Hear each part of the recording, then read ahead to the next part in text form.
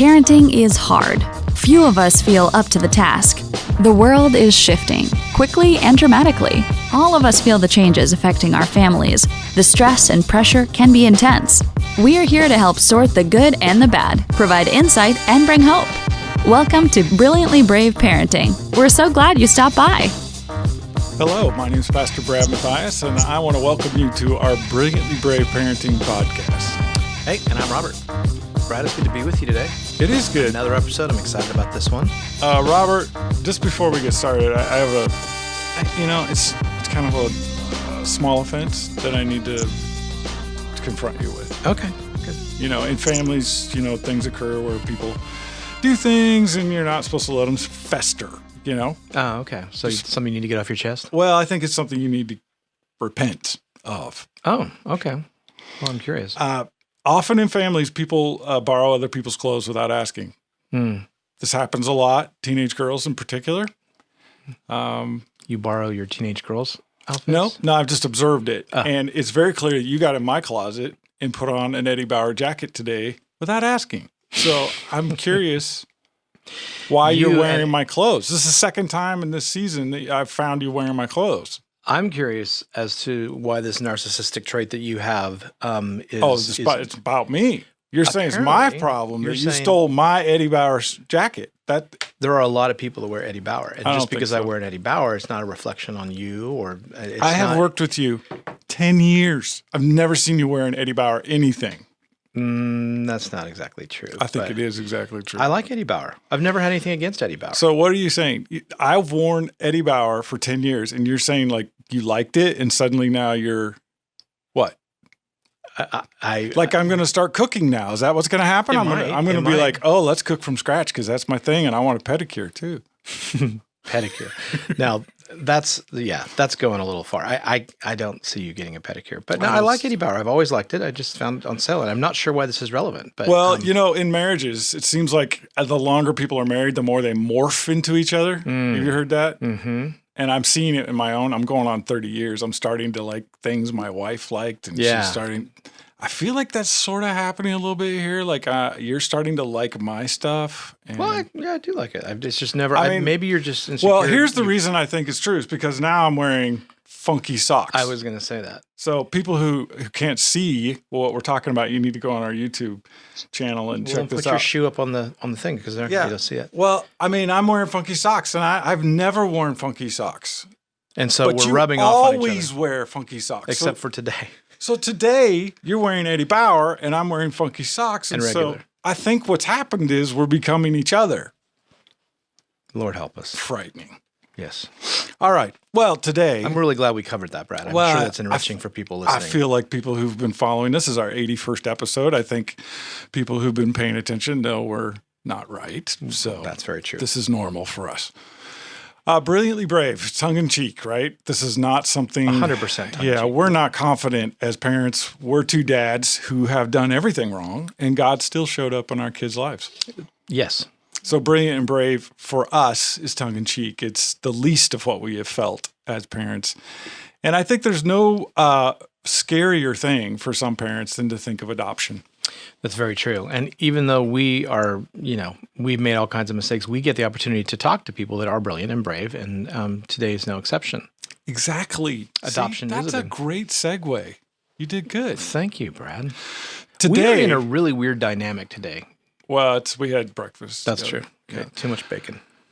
So today we have the honor, really, to have one of the coolest ministries I've seen in a long time on our show, and a really amazing spokeswoman, Emily Chapman Richards. Welcome to Brilliantly Brave Parenting and your ministry, Show Hope. Thank you. I'm honored to be with you guys. So glad that you could be. I want to be y'all's friend. I like the banter. Can I join? Yeah, sure. You can. Yeah. Absolutely. As long as you make fun of Brad and not me. Oh, not okay. I'll talk to you later about that. That's in the contract. Yeah. Robert, he hasn't taken his meds today, so just give it a little bit. He'll even right out. Actually, I have, but it's really great for you. We're so glad to have you here. Tell us a little bit about Show Hope. We know, obviously, but for some listeners that may not have followed your path, share with us what you guys are about. Yeah, so My name, Emily Chapman Richards. I'm from Franklin, Tennessee, just south of Nashville. That's where the Show Hope headquarters are. Are you in the Show Hope factory, just by chance? We are in the factory, That's what I yeah. thought. Okay. I'm sorry. Just a sidebar. Yes. Meds. Take your meds. Okay, go on. Yeah, come to the hipster part of Franklin. It's the factory, which it's not historically been. The factory was not that way 10 years ago when we started officing out of here. Yeah. And when even new people entered the factory, but we did. And so we're here still, which is great. Show Hope was co-founded by my parents, Mary Beth and Stephen Curtis Chapman, in 2003, really out of an experience that we had in expanding our family through adoption. I have 2 biological brothers, and then I have 3 younger sisters that were adopted from China in 2000, 2003, and 2004. And so kind of in the middle of that experience and what was happening in our own family's hearts and home, quite literally, God undeniably planted a seed and a dream in my parents' heart to see more Christian families be equipped to see through the adoption process. And the biggest barrier that we saw at that time, and continues to be a big barrier for families, is the financial cost that the adoption process is. Right. Can range between $25,000 to $50,000 easily, and just the process. And then we know a lot of our kiddos that come into our families through adoption have unique needs that may need to be addressed through therapy or surgeries or whatnot once they come home. And so kind of bring on that financial burden at the very beginning just to see through the process feels really overwhelming for a lot of families. And my parents just couldn't sleep at night, more or less, to know that money was standing in the way of a lot of willing prospective adoptive families that would love to bring a child into their family, and children that needed a family and needed to know the love of Christ and what it looks like to love and to be loved, and to love God with your whole heart and to love others as yourself. And so that's kind of where the dream of Show Hope began. That is awesome. I have a first cousin who's more like my sister, who adopted a few years ago, and I have a godson now who is, the joy of our life. So this idea of adoption is very personal for me. I've observed it up front, and I think for some people, it is sort of a foreign idea. What is it? What is it that causes a couple to decide, I think we should adopt? And I want to go beyond the obvious. Like, infertility is obviously probably number one, but there's another layer here, isn't there, where people go, You know what, God's calling me to do something a little uncomfortable, or maybe a little even risky. Yeah. No, I thank you for that question. That's a great question. And I do think I appreciate also acknowledging like the hard and the struggle that a lot of parents do face when they come to wonder, is God doing something in our heart around the idea of expanding our family through adoption or even foster care?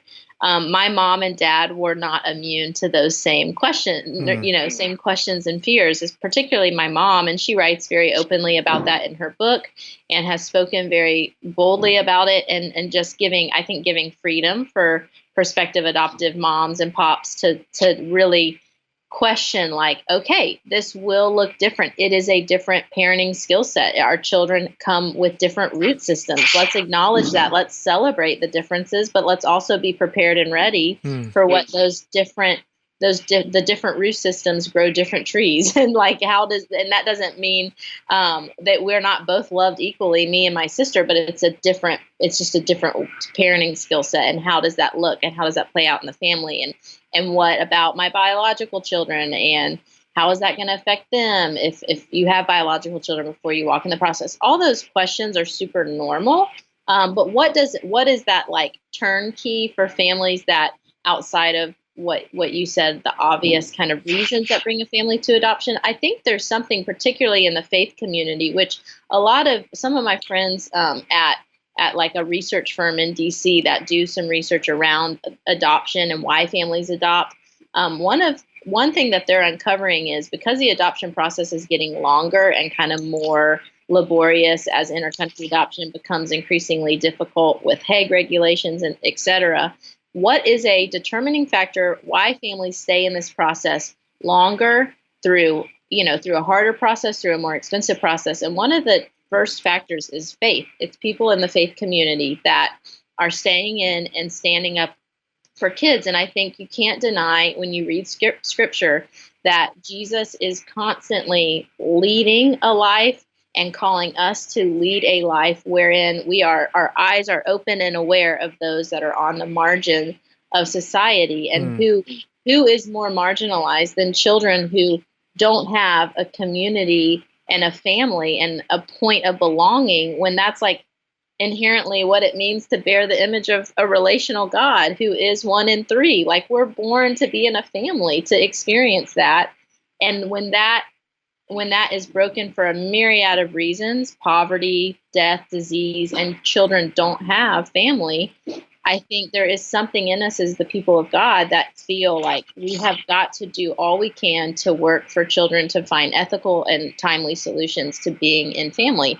And I think that is what sort of the people we've seen through Show Hope rises up in people and go, okay, there's something deeper. It is a calling. There's something deeper here that integrate my faith and my lived life and how I'm going to live that out here. And I want to pursue caring for a child. Yeah, as you're talking, I'm thinking about, if you bring in and adopt children into a family that already has existing kids, yep. The impact on that isn't just a negative or a stress. There's also a positive to that, right? There's the idea that we're exposing to our children really the global view of the gospel. This idea that Jesus called us to embrace the needs of widows and orphans. And James is saying that's true religion, to care for a widow and an orphan. And so that it's kind of like taking a mission trip, but in another sense, like the mission trip comes to your house and you are engaging now as children with a global view of evangelizing the world. And I think that's a really, really important detail for families of faith to think about. There's a very positive, strong message that you're sending to your kids when you step into this world of adoption, isn't there? I'm looking at your bio. You went to Haiti at 11, and that was significant. Tell us about that. Yeah, so I had the opportunity to travel with my youth group. My mom actually came as well with Compassion International to Haiti. And I was 11 years old, and we had sponsored a child that was living in Haiti at the time, and we went to meet her. Her name's Yvonne. I'll never forget. You always remember those really, really like piercingly impactful memories and moments in your life. And I knew from a young age I had this passion for justice in my heart. My mom and dad lost me in kindergarten after school pickup one day, and they couldn't find me, and I was on the bus to go to aftercare with the kids whose parents were still working, and I was like, I have to go help take care of my friends, Mom. They're like, okay, well, you almost gave us a heart attack. Yeah, let us know next time. Nobody in the school could find me because I wasn't meant to be on that bus, but I had decided.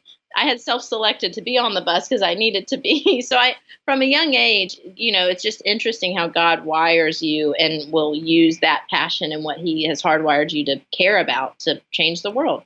And however big or small that may be, he is going to use that if it's your neighbor or it's an organization or whatever. And so from a young age, I wanted to go on a mission trip. I had the opportunity to go to Haiti, and I will never forget that experience. And it was the first time I had been outside of the country to a, third world country and a developing nation, and seeing the impact of extreme poverty. I was 11, so trying to reconcile in my kid brain what it would be like as a kid to not know where I was going to go home to, or necessarily know that I was going to have a next meal on the table. Taking education for granted and wrestling through that, all of that came up on this trip. And I came home from the trip and tried to convince my parents that we needed to become missionaries, exactly what you just were talking about, and move overseas. And they were like, that was not going to work with my dad's career at the time. That's probably not going to work. So I took a different tactic, and I will say I know that God put some passion in my little heart, because I kept praying and I kept writing them letters and would leave them on their pillows at night and say, you have to consider adoption. If not, you could be living in disobedience to God's will. Yeah. They have that. I also wrote a contract and had my brother sign it for how many diapers a day they would change. Like, I've got everybody in. We're in it. Come on, Mom and Dad, you can do it. Oh my gosh. Yeah, so that was a 2-year process, and then that culminated in me asking for a meeting with our senior pastor because so I'm like, I guess, well, not 2 years. That was a year and a half. I was about 12 when I asked for the meeting with Pastor Scotty Smith, and he's a board member now for Show Hope, which is hilarious, full circle, because he remembers. He goes, I remember 12-year-old Emily going, I am praying that my parents would consider adoption, and they are not hearing that this is from the Lord, and they're not moving on it. And the Bible says in John, ask in my name, and it shall be given unto you. And I am asking and I'm praying. And Scotty Smith, I'll never forget, he looked at me and said, well, it's clearly your will that you want your parents to adopt. Now we need to pray if it's God's will. And the Show Hope story began, and God began to move mighty in my parents' heart. And undeniably, it was the Lord, because they were not on board right off the bat. And then not once, but 3 times did we adopt, and then Show Hope in the middle of it. They're busy people, as if a nonprofit. They weren't looking to start a nonprofit, but families, Christian families that wanted to adopt, that desperately wanted to expand their family and couldn't afford to do so. To date, we've given over $24 million away in adoption aid to 6,200 kids coming home from over 60 countries. We never dreamed. We thought 100 families. Wouldn't that be amazing? And God has blown it out of the water, and we have been privileged to just watch it unfold. That's so incredible, that story. Thank you for sharing that. I mean, so many of us, God plants a seed and we hit barriers occasionally, and we kind of go, well, maybe that wasn't something that God gave us. But I love the tenacity, even as a young girl, that you pursued this. That's so encouraging. I know that what you do is not just help the adoption process, but you do pre and post support. What are some of the issues that you see that the parents that have adopted are facing that maybe comes as a surprise to them, and how would you counsel them?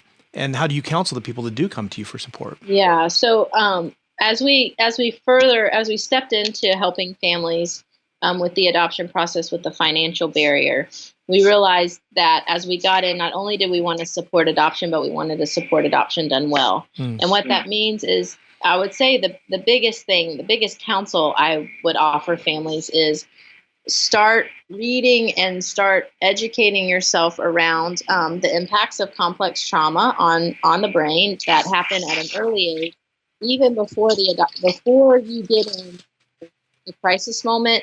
Be reading and waiting and knowledgeable. And so what we do at Show Hope is we started simply because we didn't have a big budget back 10 years ago, when we realized, we can't just throw people in the deep end and say, hey, have fun swimming. There's some life preservers. Let's give you some life preservers. Know where the life preservers are, and then access them when you need them.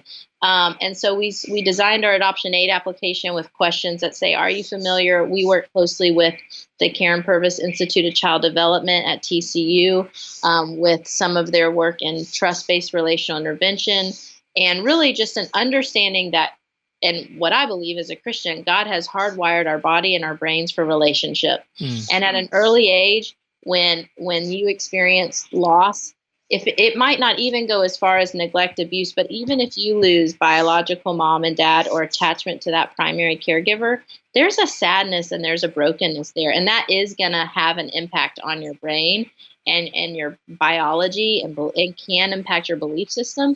But the most beautiful thing about the way God's created our bodies is that sadness that happens in relationship is healed in relationship. And so you as a parent, as an adoptive parent, knowing and understanding that what your child experienced before they came to your home will have an impact somehow and play out in their life. You're knowledgeable. You have a skill set to address that with some different principles that we teach through a conference that we have every year called Empowered to Connect Conference that you can attend or simulcast. We simulcast it at your church. There are tools to help your child heal and thrive and flourish.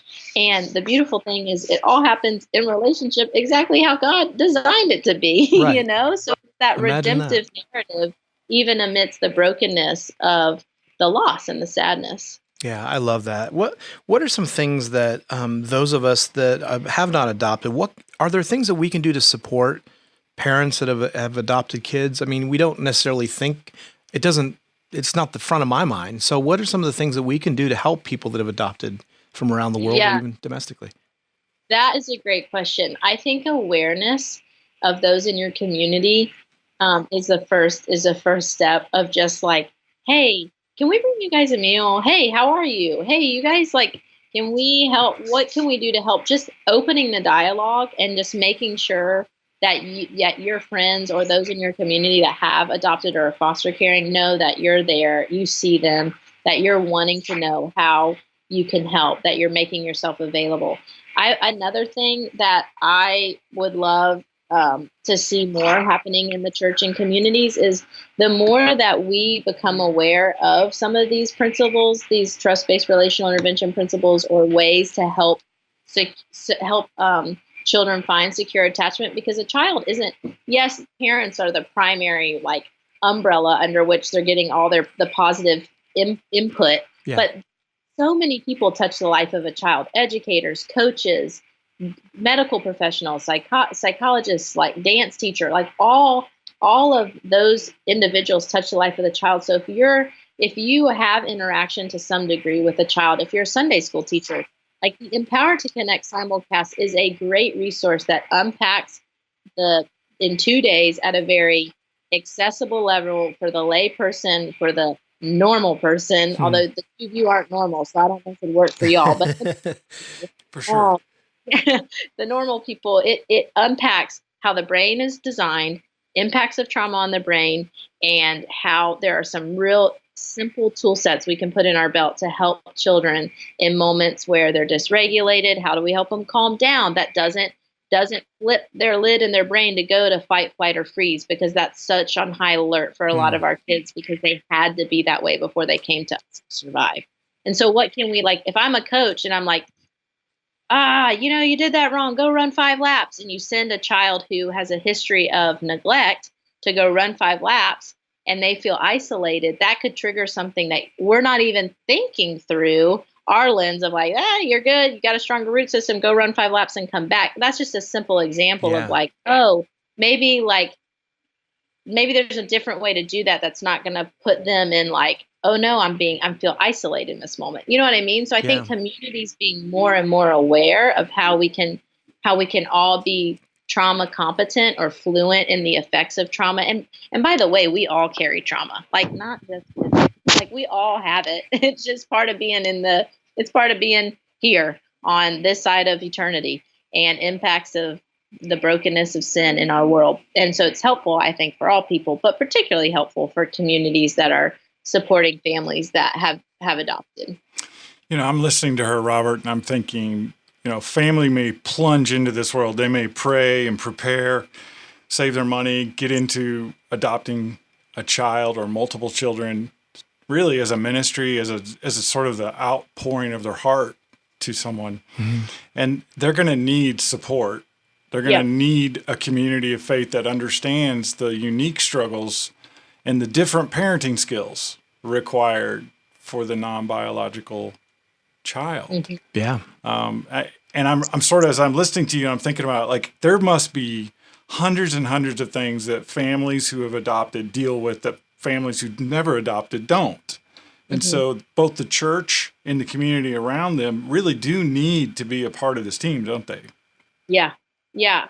I think we have had good theology in underpinning getting into the adoption process. Like, we are adopted. God has adopted us, has given us a spirit of adoption, and that is how we're welcomed into the family of God. And yet I think there's even more beauty to be discovered in even in how John unpacks what it means. We are children of God, and yet he's given us the power to become children of God. Sanctification doesn't just this moment we say a sinner's prayer. It's like, and done. Good. You're good to go. Like, it is a process. See, I told you, Robert. I knew it.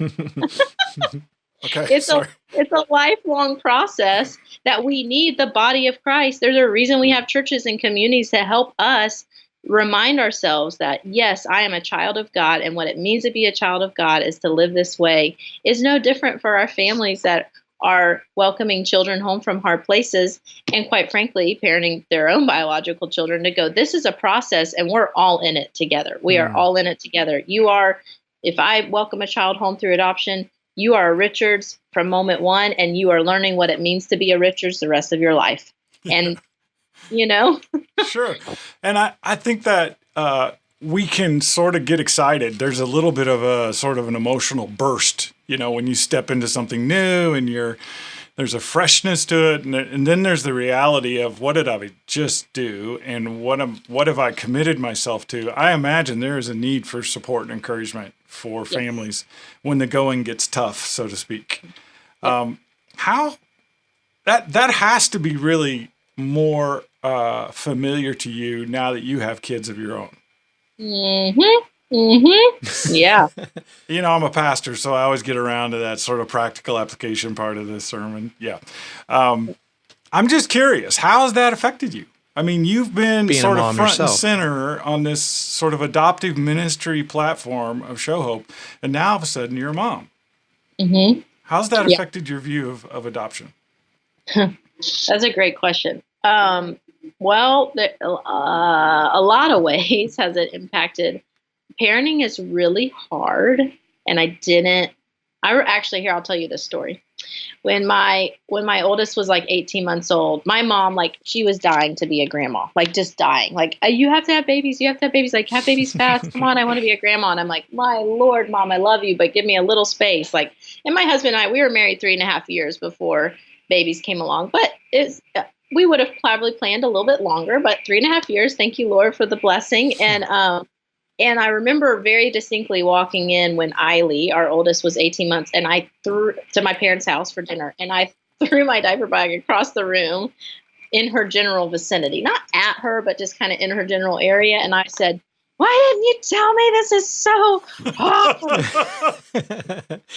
I'm laughing because my daughter has an 18-month-old and she's pregnant. So Okay. Mm-hmm. She's right. You're speaking to my daughter, Bethany. So keep going. This is great. Yeah, like, this is so hard. Like, all of it. I'm tired. I'm like, mentally, I'm like, whoa. And so to think through, I literally can't imagine our family, the stories. I have had a front row seat on my parents' adoption journey and what it's looked like to help my sisters be rooted and flourish as part of our family, and the struggles they continue to have, and the questions even as 19 and 16-year-olds of biological mom, and was I wanted, and what does that mean, and how does that impact me as a young adult woman, and I'm watching it unfold. And now, but as a parent going, whoa, Mom and Dad, you are incredibly brave for taking this calling seriously and pressing in. I don't know. At this current juncture, my mothering bucket is full. I don't know what God has in our future, but I would have to reorient life pretty drastically to have the depth of what it needs to love most fully, presently as possible, a child who comes home through adoption. And so I have a much greater appreciation for the fact that my parents gave into my campaigning at a young age. I have a greater appreciation for families that are stepping into this. And yet I feel like it is a call that God gives. And when God gives that call, the families that step in are unbelievable, amazing. And what an opportunity for those of us that aren't adoptive parents to really rally around and go, this is all of us. This is us, this community adopting this child. So how do we support you as being on the front lines? Robert, I get the sense we could go a long time on this topic. Yeah. Unfortunately, we're about out of time. But where can people find you and more information about Show Hope? People can find me at a coffee shop. No, just kidding. That's where hiding under my bed going, how do I do this parenting moment? No, I'm teasing you. People can find Show Hope, showhope.org. We're on Facebook. /Show Hope, Instagram and Twitter @Show Hope. You can find us anywhere there. We'd love to connect with you. Me personally, I've got a Facebook page, emilychapmanrichards.com. From time to time, I've got blogs up there when I've got spare time between mothering primarily, loving my husband well, and working here at Show Hope. So from time to time, I have blogs up, but would love to connect. Would love for you to be part of the Show Hope family. Anybody listening, we have great ways for your family to get involved. We have what we call our fundraisers that do everything, whatever your family loves and is good at, everything from bake sales to kayak tournaments to lightsaber duels to raise money for Show Hope, whatever you might be passionate about, would love to get you involved in your family. And so please reach out to us. Awesome. Thank you so much, Emily, for taking time. We just love the ministry, your heart, and all that your entire family have given to so many people. We're just honored that you took time to be with us today and grateful for you. Thank you. Thank you so much. Thank you so much. God bless and have a great day.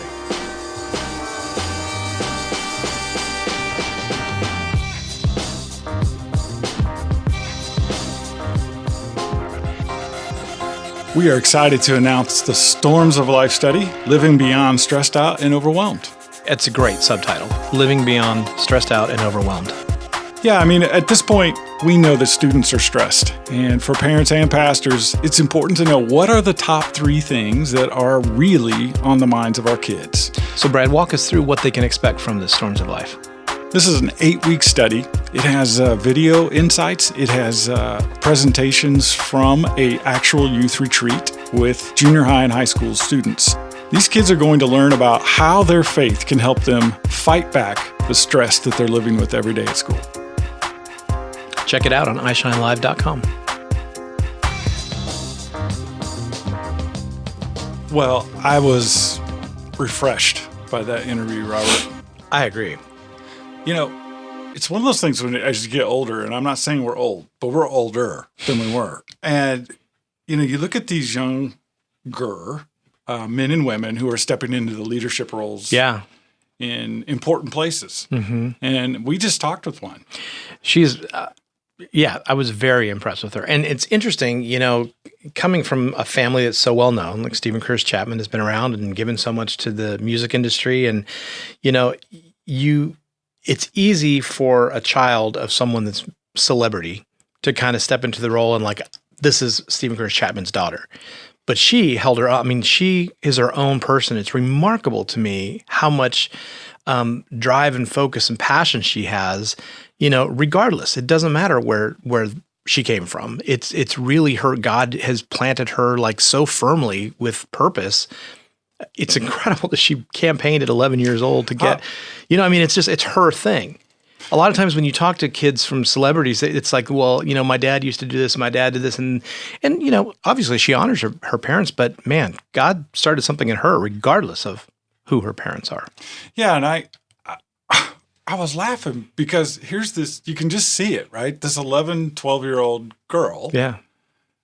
Writing notes every day to her parents. Well, and then calling a meeting with the senior pastor. Yeah, and to obey God. You need to obey God. This is his. If my daughter ever like called our senior pastor and said, "Hey, we need to have a sit down," like, oh my goodness, what have I done? Man, part of me just so respects the heck out of that. Absolutely. And obviously that was God. Yeah.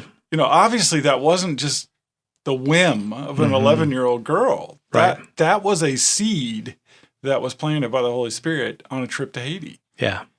And it's amazing to me how God does that stuff. It is amazing. Really, really inspiring. And that was such a good reminder for us, you know, that haven't adopted to show support and love on those parents that are heroically pulling other people into their families and loving them like Christ loves them. And so we need, it's not an easy load. I mean, that's something it's a blessing to their family, but it's not without challenges. And so I can do a better job of supporting and loving on the people that I know have adopted. And because it's a tough road. It's a good reminder for us. It really is. And as I was thinking about it, what a practical ministry that they've started and have kept up with. Yeah. She said $24 million has been raised for 6,400 families, I think, in over 60 countries or something. Yeah, it was a significant stat, and we'll have that on our show notes. But at the end of the day, they're raising money to help people adopt kids and support them before and after. Yeah. Yeah. So as you think about that, you may be a family and you're listening and you're like, you know what, I'm past the age of adopting kids, or I'm too young to adopt kids. I mean, you may not be in that window of life where this necessarily would be practical, but you might feel led to give some funds to this ministry to help others who are feeling led to do that. And it gives us all an opportunity to participate in whatever stage or season of life we find ourselves in. That's right. That you can do something tangible to be a part of the process of adopting. Yeah. So we'll have all the information in the show notes and how you can get involved with what Show Hope is doing. But it's such a great reminder and so refreshing to hear her point of view. Well, for those who have been listening along, we just spoke with Emily Chapman Richards. She is the executive director at Show Hope, and she is passionate about orphan care and adoption, and we have been blessed by her presence on the show today. Robert, tell them how they can follow us on social media. I'd be happy to, Brad. How's that for a rough segue? Yeah. Smooth, Brad.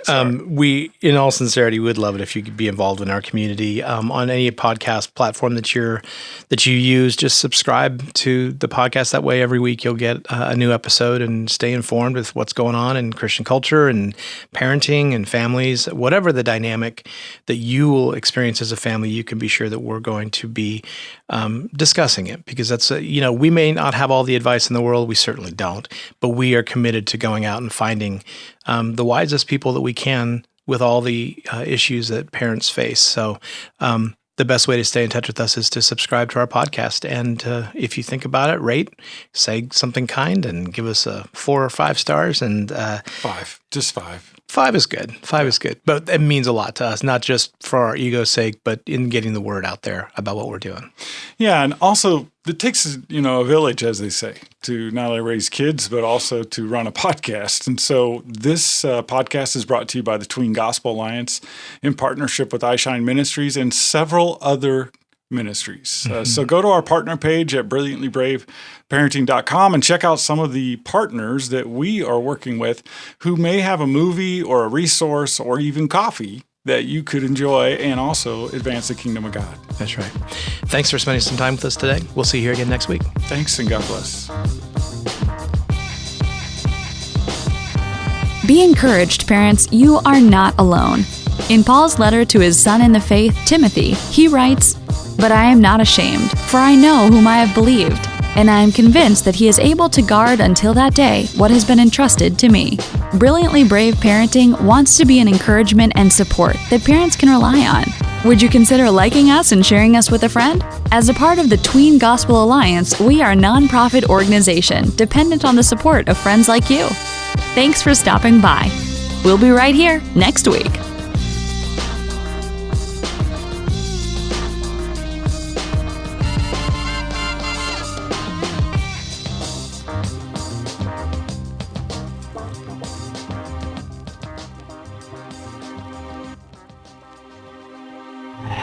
Brad, you know I'm a foodie, right? Absolutely. Okay, I want to tell you about this awesome coffee experience. It's called CJ's Coffee Culture and Community.